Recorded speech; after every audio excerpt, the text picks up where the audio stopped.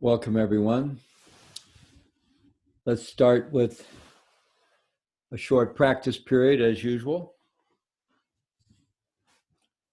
So if you would find a posture that for you feels naturally uplifted, wholesome, awake, and at the same time relaxed and stable.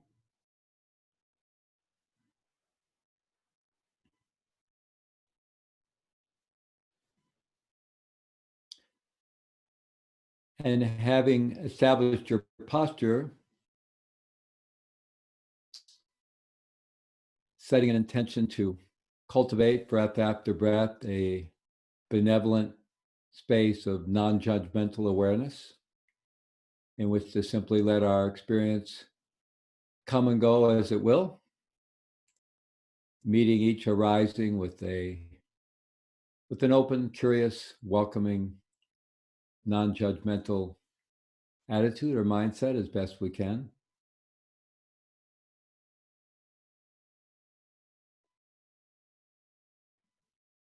And then gently bringing our attention to the body,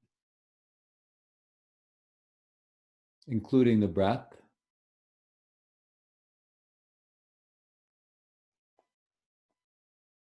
And making a gentle effort to drop below any conceptual level of body to the actual direct experience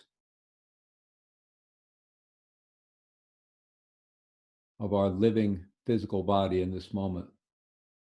All the actual physical sensations we can notice and feel throughout the body, both on the surface of the skin and within the body, all the way down to the bones.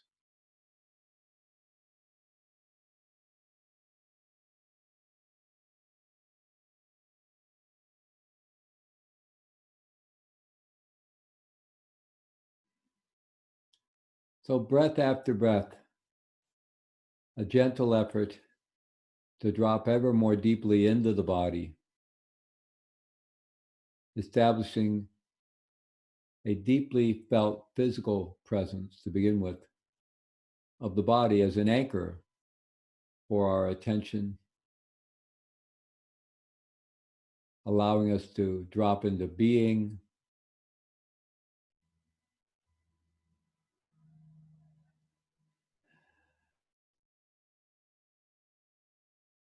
presence, nowness.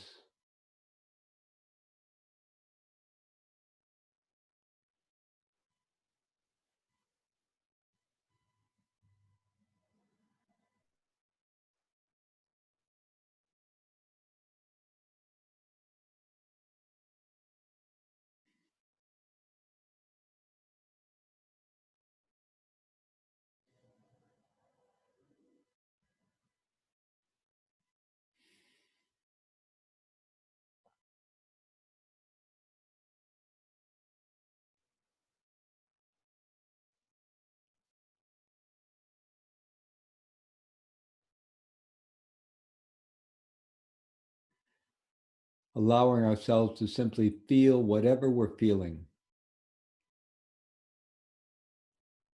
physically, emotionally.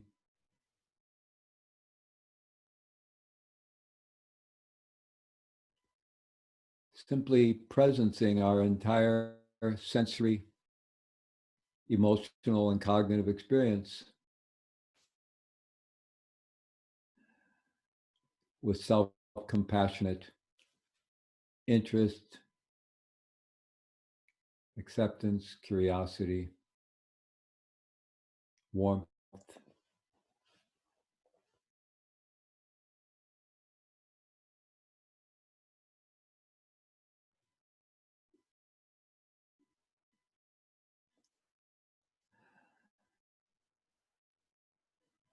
Not needing to reject anything in our experience,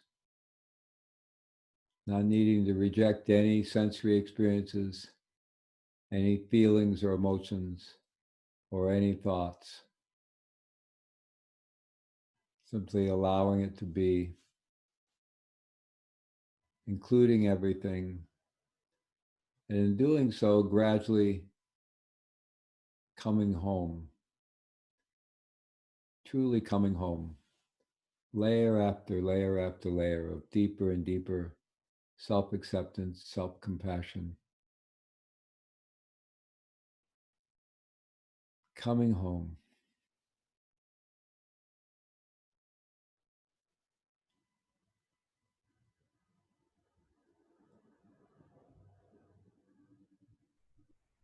Letting go of the need to squeeze ourselves into any kind of box, whether of our own making or others.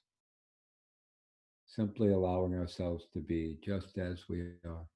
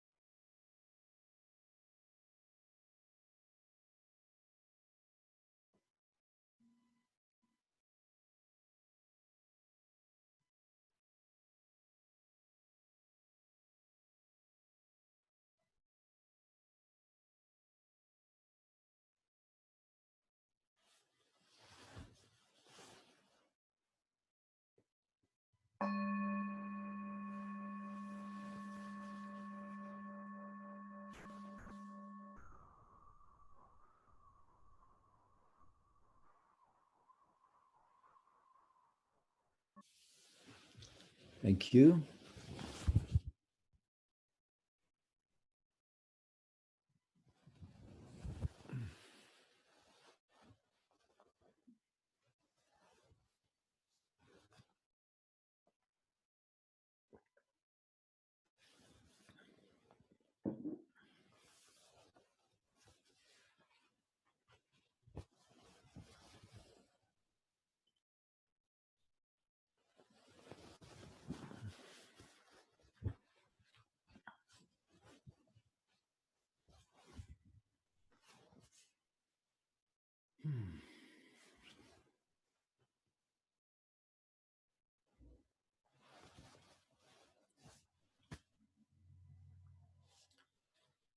So here we all are on some form of home confinement or self-quarantine, most of us, I imagine.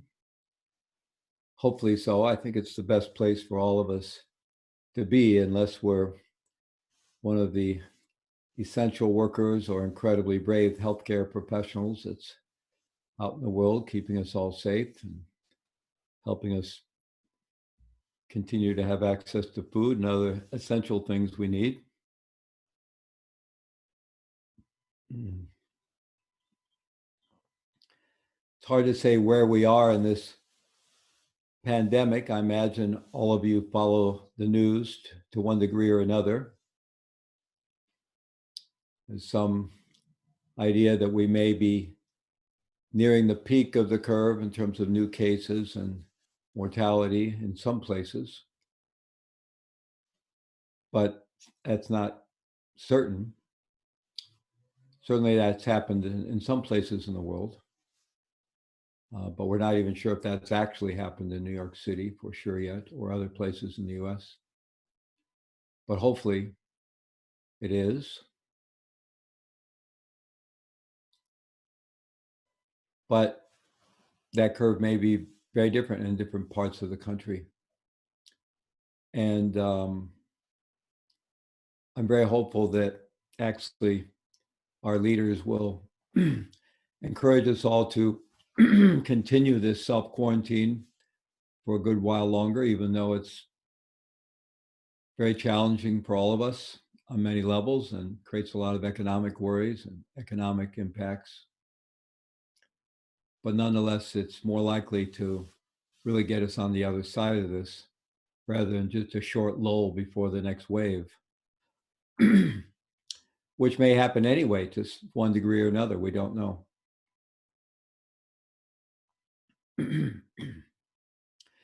So I think what I'd like to focus on with today's talk is the really, I think, quite profound practice opportunity that we all find ourselves with. And that's not trying to put a positive spin on what is a really horrific and tragic situation for so many of our fellow beings, and especially those who are most vulnerable amongst us and marginalized in all the ways people are still marginalized and even oppressed in our society. And so clearly the impact is much worse there. And I always have on my mind our fellow citizens who are incarcerated and how vulnerable they are, as well as how vulnerable the correctional staff are, who we work with a lot. So at any rate, this is not in any way to put a positive spin on any of that. And it's not meant to call for any kind of transcendental approach of any kind whatsoever. Quite the opposite, actually. But I think the best way to honor all those who are suffering so greatly, the families losing their loved ones and those dying, and to honor our really brave frontline healthcare workers and other first responders and so forth, is to, well, first of all, to do our job, which is to stay home and stay safe, to keep ourselves safe, but also to keep others safe so we're not acquiring and transmitting the virus. But also to take this as an opportunity to do our work, deeply reflecting on what this pandemic is calling us to do or not do.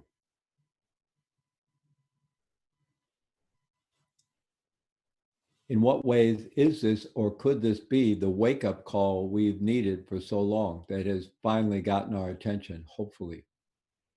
And what does that mean for us collectively, and what does it mean for us individually? Are we really going to begin to live our lives differently? Realign our relationship with our first mother, the earth, all our fellow species, and with each other. And really call for, demand, and work for, do the actual grassroots work to create a more just society and a more sustainable society. So along with all that, and that call, I think, to reflect deeply about our lives and how we lead our lives, even in the more immediate sense of this being a profound practice opportunity, which is where I began, this pandemic really has our back up against the wall in so many different ways. I doubt if many of us have ever felt so challenged.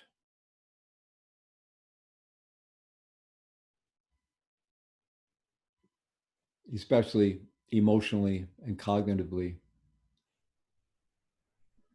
challenged with fear and anxiety, dread, uncertainty,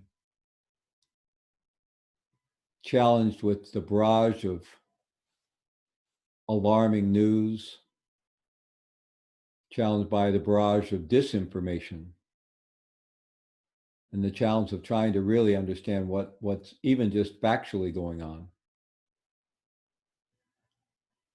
And then the incredible challenge of making sense of it all, or making sense of any of it, for ourselves personally, and for all of us together collectively, as in our various communities, our neighborhoods, well, even to begin with our families, neighborhoods, communities,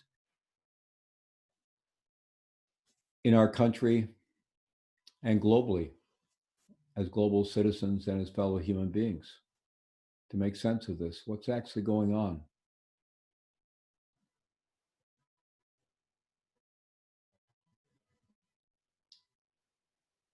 And literally, moment to moment, there's a real challenge here for just basic self-regulation in terms of working with our own minds. There's, as well as working with our body and our breath and all the ways we can use mindfulness-based tools to self-regulate. However, principally, I want to focus for a moment on working with our mind and really seeing how our mind is working with this situation. This is why there's actually a profound practice opportunity here. Because normally we're somewhat lost in the workings of our mind, the complex workings of our mind, our thoughts, habitual thought patterns, all of our deep, deep conditioning. You know, we've been programmed and conditioned since birth, and that colors our experience. It colors all the data we receive, and strongly influences the assumptions we make about what we're perceiving and the conclusions we come to and the feelings we have and the understanding that we form and the beliefs that we form and our behaviors, our actions, and so forth. It's all deeply conditioned. And most of the time, it's very hard to see that. Very hard to see that. As meditation practitioners, we get a big window into it by sitting on our butt and just being with our sometimes fairly crazy mind that's bouncing all over the place. So we begin to get the sense of how that mind drives our daily experience, emotionally, cognitively, even physically. And one of the biggest insights that I think we all get when we first start practicing is, oh my goodness, I have this mind. I mean, we always assumed we had a mind, but we never really saw it, right? So, oh my goodness, there it is. And it's been dragging me around my whole life. And it's pretty crazy. No wonder my life has been the way it's been.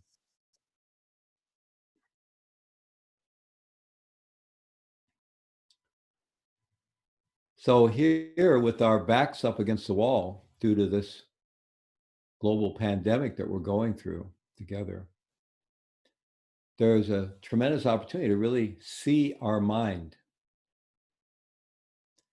and to see how our mind is working with the information, the data we're receiving moment to moment as we go through our days in the midst of this pandemic. Information we're getting through the news, through our friends and family members, our own experience, our own internal experience that is continually producing information for us, what's going on with ourselves. Really seeing how our mind works with all of that. And beginning to see how various deep attitudinal formations, habitual formations, are influencing how we see it and how we're experiencing it. And then seeing how even actually at a more accessible level, moment to moment, various mental formations are forming that color our experience as we go through our days with feeling maybe a little more hopeful or less hopeful, those vacillations between hope and fear.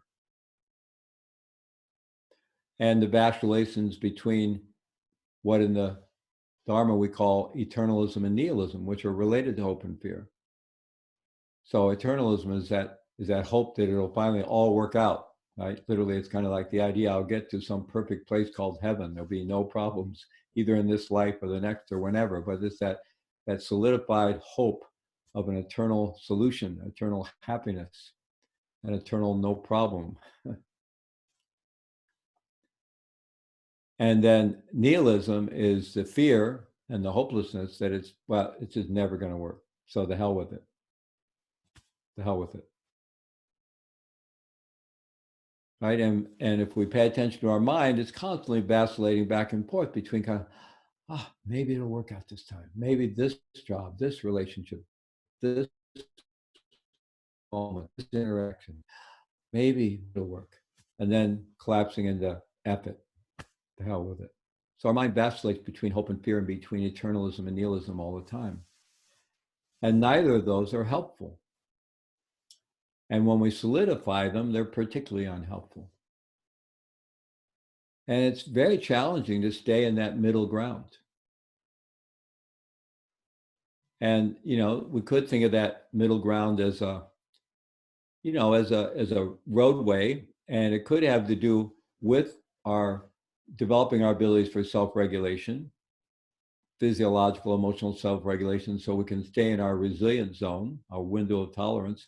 So that might be a reasonable roadway where, as long as we stay within this well-regulated roadway, we don't get too triggered into hope or fear. And other times that middle ground between hope and fear, between eternalism and nihilism, may feel like a razor's edge that we're walking, more like a razor's edge. But the good thing about a razor's edge is it's very wakeful. If you were walking a razor's edge, you would be very careful, very awake.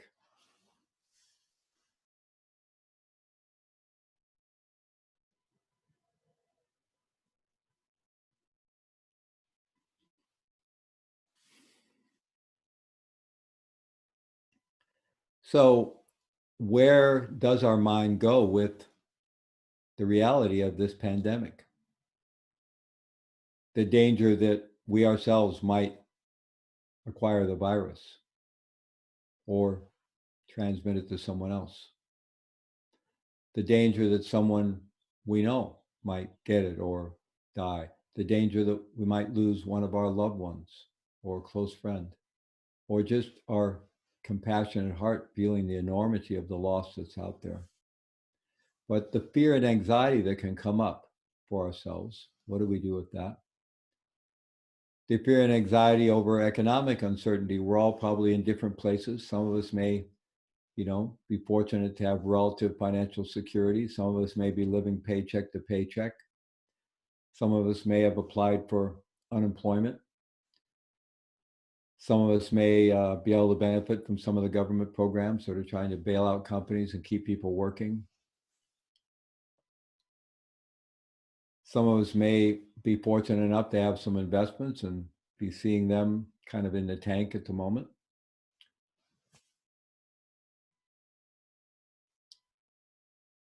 And we have no idea whether coming out of this will get the economy moving again, or whether we could be headed for a major recession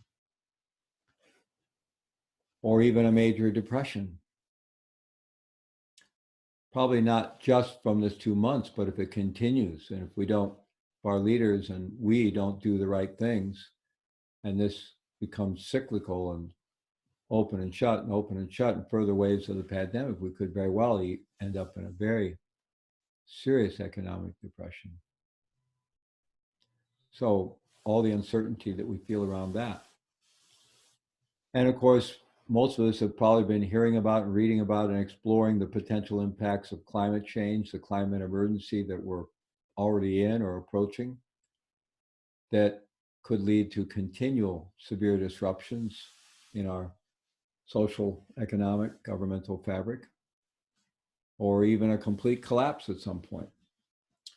And I'm not trying to be alarmist here or morbid, but I think it's helpful to be not naive and just going along blissfully unaware about these things. And this pandemic, I mean, a lot of us have been reading about these dangers for quite some time, and suddenly here we are. So this is making it very real. So again, watching our mind work with this. Where are my thoughts going? Where are my thoughts going with this? And then noticing that if we allow our mind to go in certain directions, how that can snowball and become elaborated. And a certain train of thought starts to elaborate into a mental formation and a mood, and then full-blown emotions. And then we can find ourselves even kind of freaking out, or actually freaking out, or depressed, or just our energy, feeling kind of hopeless or in despair. Observing how we're doing with the isolation we're experiencing. Some of us may be on self-quarantine, home quarantine with our loved ones. And some of us may be alone. But noticing how we're doing with that, either with being alone or with being continually in close proximity with our loved ones, which may be unusual and may bring out some underlying tensions and so forth. So how are we working with all that? And noticing how, you know, some thoughts are a lot stickier than others, right? Some thoughts can just kind of come and go, you know, and once we have somewhat of an awareness practice and we've established some level of awareness that's kind of mostly there in the background most of the time, then we can sort of tolerate a certain amount of static, right, on the radio, that kind of discursive thoughts is coming and going there, and which hopefully we remember to just stop and cut through often. But then there's those thoughts that are stickier, and some are really sticky and they take us right down the rabbit hole.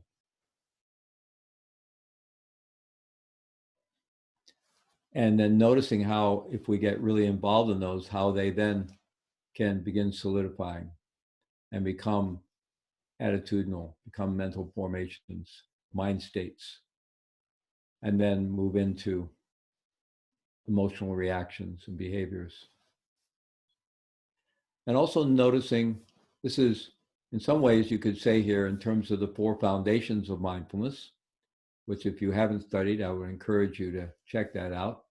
It's a classic teaching within the Southern canon, but really it's part of all the Buddhist canons, including the North Asian Buddhism and the Tibetan canon and so forth. But it's part of the earliest teachings of the Buddha in the Satipatthana Sutra.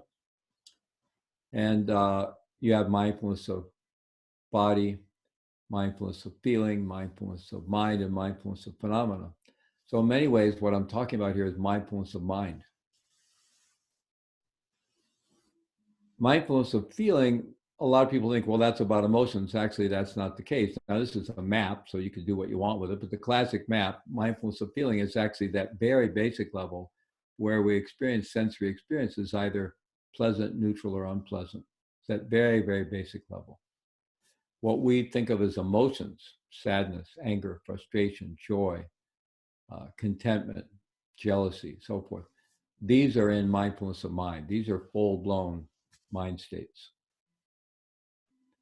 So another thing that we can pay attention to in this practice of within mindfulness of mind is the speed of our mind, the speed of our mind. Noticing how when we get caught up in certain thought patterns, our mind starts to speed up. And of course, we know our mind can just start swirling and really grab us. And then we can be off to the races with one kind of reactivity or another.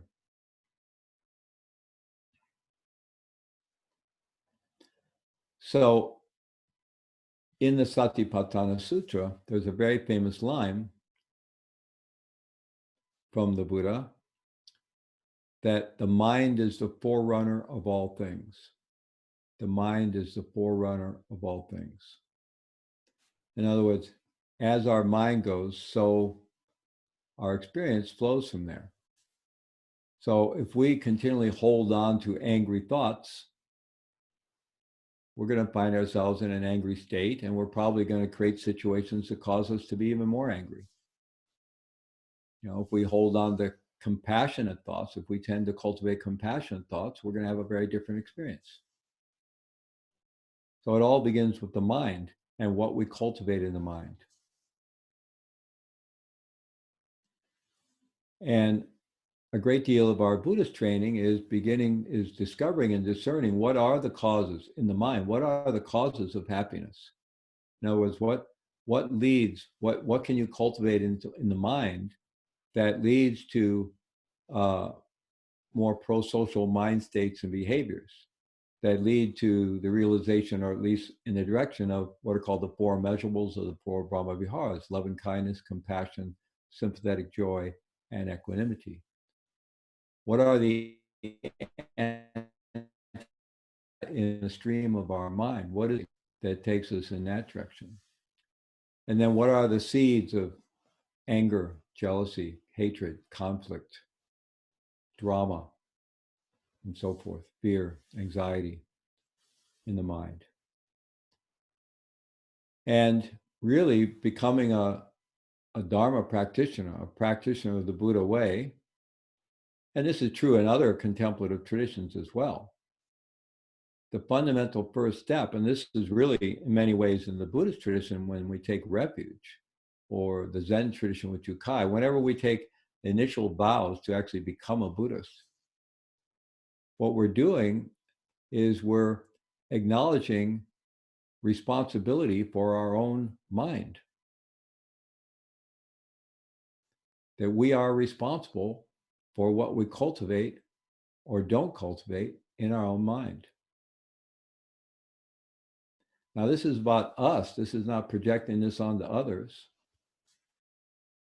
Many people are in a situation where they have not been fortunate enough to be introduced to the Dharma or anything like it, or have psychological insights about the mind at all. They're just living in pure survival, which really hopefully brings forth tremendous compassion for us. But everybody has the possibility of waking up and getting a glimpse of their mind and beginning to take more responsibility and ownership for it in some way through many traditions and therapy and different psychological, philosophical paths and so forth. But in the Dharma, that's really the first step: is I'm responsible for what I do with my own mind, and my life is going to flow from that based on karma, cause and effect.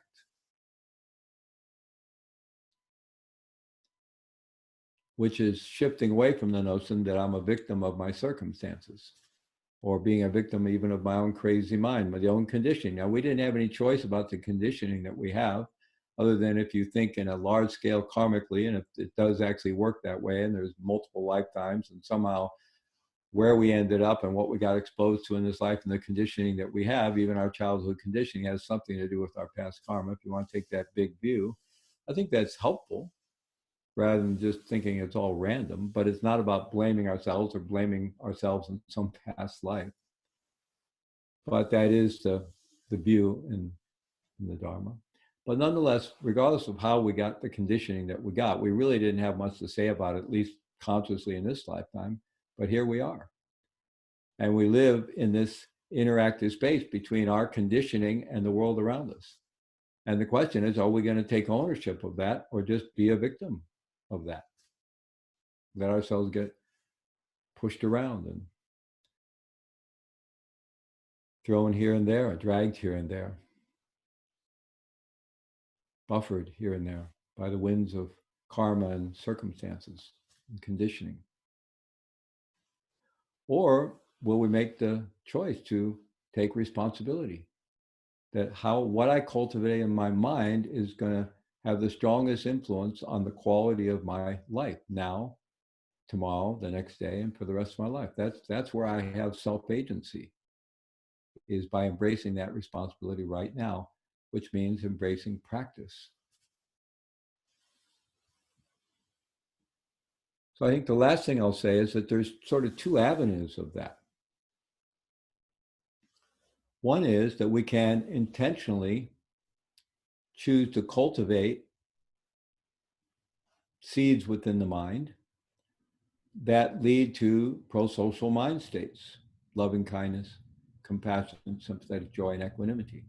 We can consciously do that.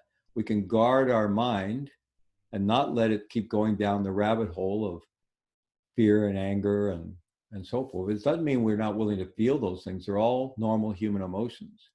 And there isn't any reason to ever feel bad about any emotion we might ever be feeling, even if we find ourselves depressed, completely normal, completely open, completely normal and completely human. And the cause, or what it calls for, is our self-compassion, profound self-compassion. And to the best of our ability, we don't want to get stuck there. So we can do things, do various practices, like practices of the four immeasurables: loving kindness practice, compassionate practice, sympathetic joy practice, and other practices, to plant the seed.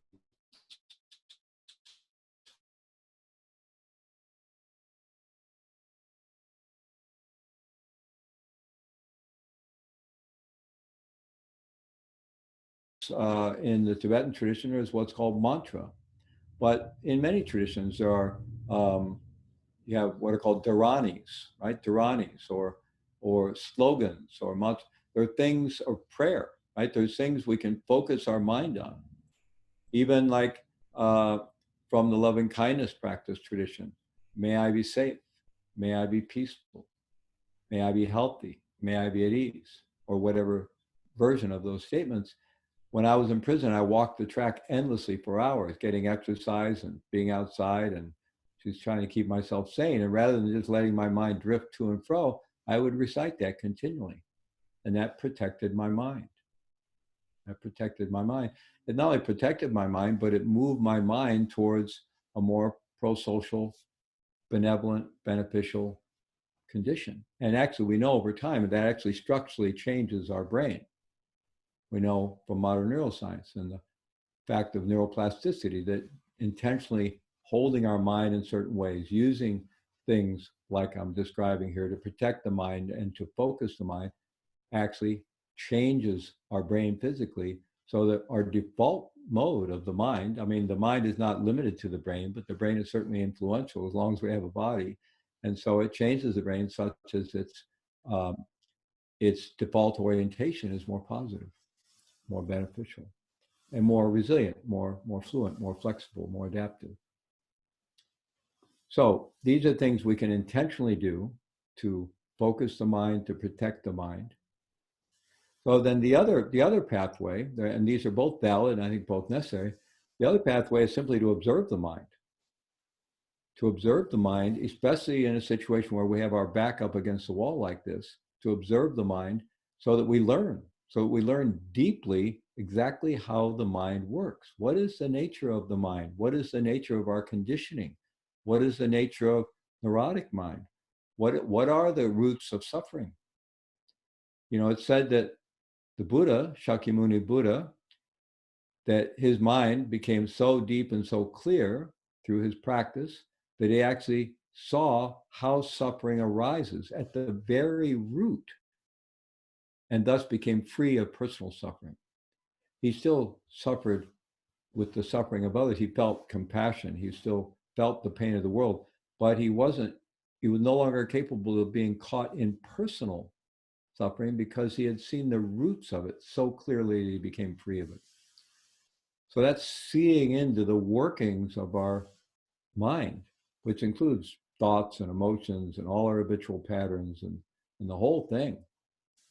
So one practice, I think, is when, a good portion of the time working to sort of protect the mind with various prayers, practices, mantras, dharanis, loving kindness practice, what have you, or when we're, just really making an effort to sort of be with the breath.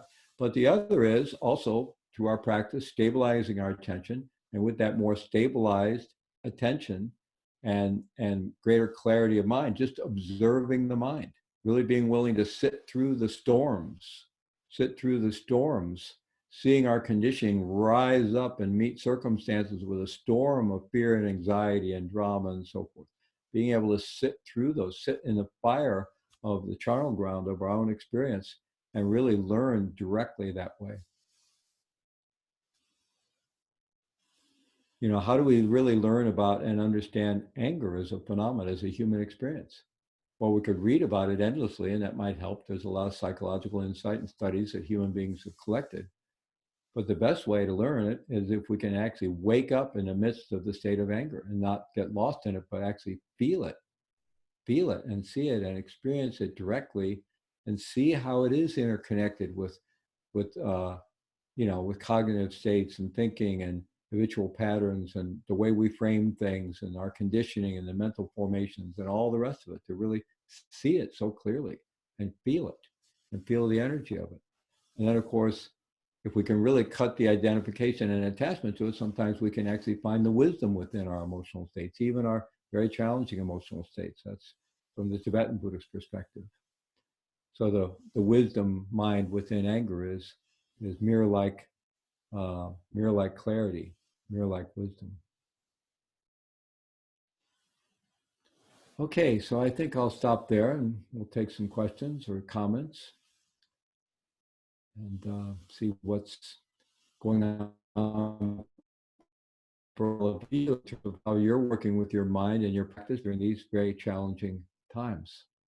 The last thing I'll say is just this is also a tremendous opportunity to do any kind of compassion practice, because obviously I think we're all feel the enormity of how this is impacting so many people so directly, and the bravery of our frontline healthcare workers. And so there's a tremendous opportunity to do practices like loving kindness and Tonglen and other compassion practices as well.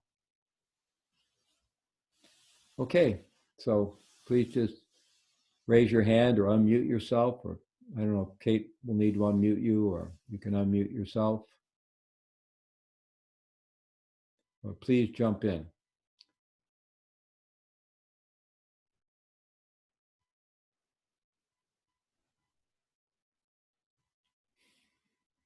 Hello. Hello. Can you hear me? This is Joanna. Hi. Hello. I've been really fortunate to do a self-compassion meditation through, I'll have to check, but it's with people from around the world. And it's every morning this whole month of April. And it's really amazing because I feel like I'm connected with all of these people around the world. And it's just a really neat experience, and it's really opened up my mind to the power of group meditation. So, and it's basic loving kindness meditation, and it's just really powerful in a group setting. So I'm wondering if you had any thoughts on that. Well, absolutely. That you're right. There is another opportunity, yet another opportunity here, in the ways that we're connecting virtually more broadly than many of us ever have before. Maybe we're connecting with our own local sangha, maybe even more than we used to, because it always did kind of who showed up for the sittings right at the center. But now many of us are connecting with more people online, and then the possibility of some of these wonderful situations like you just described, where people are connecting globally. So if you have the link for that, please share that with Kate. So okay, I will. We can make that available to people. But here at the Engaged Mindfulness Institute, we have the virtual Zendo, and that's open. Well, it's been open for 10 years every morning at 7 a.m., but now I think it's open 3, 4, 5 times a day.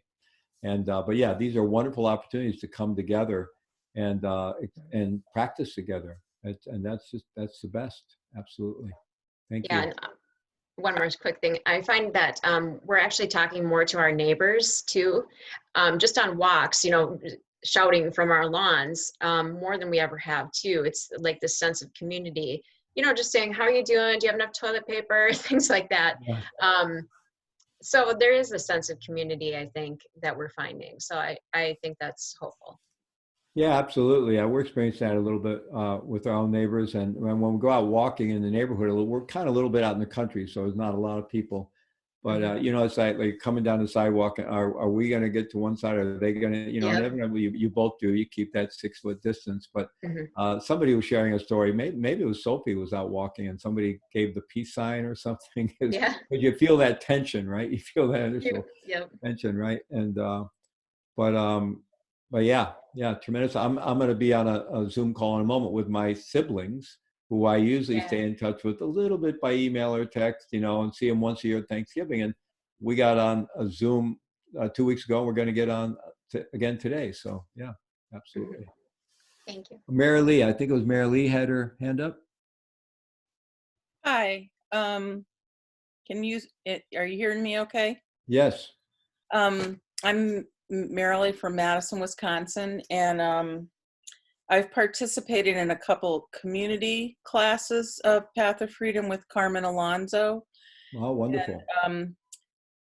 Those have been remarkable experiences they go alongside the class that's ongoing and that's happening in the prison. And so the idea is, we look at sort of the prisons we construct for ourselves but now in a literal way, we're also having our own prisons really as we're home sheltering, but they're not, but they are. But I think a lot about the men in prison and the people in prison, and their fear, and their inability to communicate in the ways that we are, that they are more isolated even than usual, and just how difficult that must be. As frightened as we are, I think that there must be a lot of fear on their part. In terms of the larger world, John Kabat-Zinn has been offering daily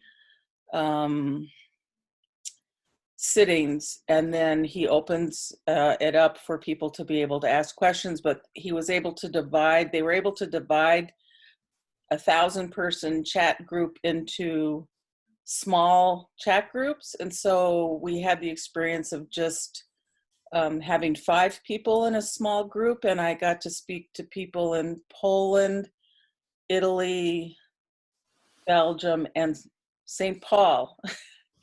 And it was a really wonderful experience to talk on an intimate level with people. And I particularly felt for the woman in Poland who was quite frightened, I could feel.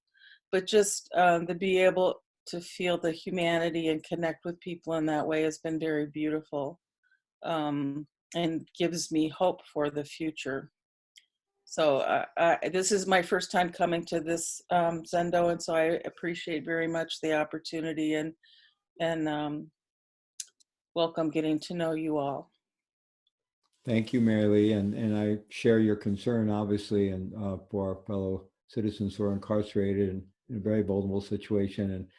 And Kay Crisp, whose program The Path of Freedom is, and we're working to pull together a think tank pretty soon of leaders that do this kind of work in our prison systems to talk about how can we support people at this time, because mostly volunteers can't go in at this time, and you can't even send books. They're afraid books could bring in the virus. So we're trying to figure out ways that we can get DVD programs in or different things or any kind of, so we're trying to work with that, but it's a challenging time. And we have some friends from the Czech Republic on this call, and we're also in touch with friends in Poland and so forth. Yeah, but it's great to be connected with people all around the world in this way. Thank you. Someone else? Anybody like to share anything about how you're kind of working with your mind as you're going through this situation, and how your practice supports that, if it does?